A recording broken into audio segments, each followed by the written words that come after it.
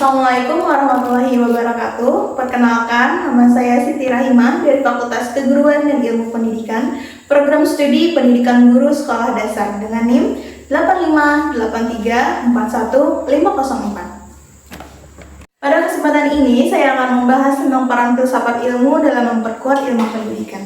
Sebelum masuk ke pembahasan utama, kita perlu memahami bahwa pendidikan tidak hanya berbicara tentang proses mengajar dan belajar, tetapi juga memiliki dasar pemikiran yang lebih dalam, yaitu filsafat ilmu. Dari sini kita bisa melihat bahwa keduanya memiliki hubungan yang sangat erat.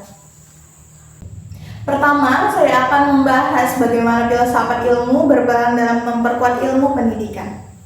Filsafat ilmu membantu mengawasi dan memperkuat pendidikan dari beberapa sisi. Dari segi eksistensi, filsafat ilmu menjelaskan apa yang sebenarnya menjadi objek kajian pendidikan, sehingga pendidikan memiliki dasar yang jelas. Dari segi keilmiahan, filsafat ilmu memastikan bahwa pendidikan berkembang secara sistematis dan menggunakan metode yang dapat dipertanggungjawabkan. Selain itu, dari segi nilai, filsafat ilmu membantu menentukan tujuan pendidikan, seperti membentuk manusia yang tidak hanya cerdas tetapi juga memiliki etika. Selanjutnya kita lihat hubungan yang sebaliknya, yaitu bagaimana pendidikan juga berperan terhadap filsafat ilmu. Hubungan ini bersifat timbal balik. Pendidikan yang berkembang dan memiliki makna akan memunculkan berbagai persoalan baru di lapangan. Misalnya perubahan kurikulum atau metode pembelajaran. Hal-hal tersebut kemudian menjadi bahan refleksi bagi filsafat ilmu untuk dianalisis lebih dalam, sehingga filsafat ilmu juga ikut berkembang. Berikutnya saya akan menjelaskan mengapa filsafat ilmu disebut sebagai pisau analisis.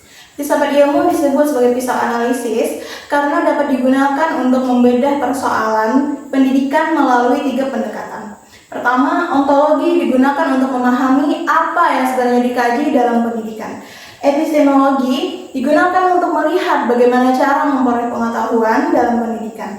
Terakhir, sedangkan aksiologi digunakan untuk memahami tujuan serta nilai dari pendidikan itu sendiri. Dengan ketiga pendekatan ini, masalah pendidikan dapat dianalisis secara lebih mendalam. Kemudian kita lihat contoh penerapannya dalam praktik pendidikan.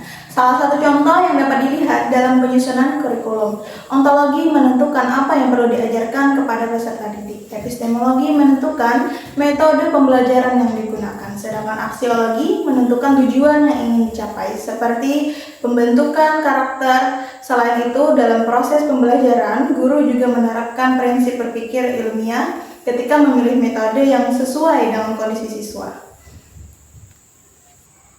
Sebagai penutup, dapat disimpulkan bahwa filsafat ilmu memiliki peran penting dalam memperkuat ilmu pendidikan, baik dari segi dasar keilmuan maupun nilai yang terkandung di dalamnya. Hubungan antara keduanya bersifat saling melengkapi, sehingga pendidikan tidak hanya berjalan secara teknis, tetapi juga memiliki arah dan makna yang jelas. Terima kasih atas perhatian Bapak Ibu dosen. Sekian kata dari saya. Wassalamualaikum warahmatullahi wabarakatuh.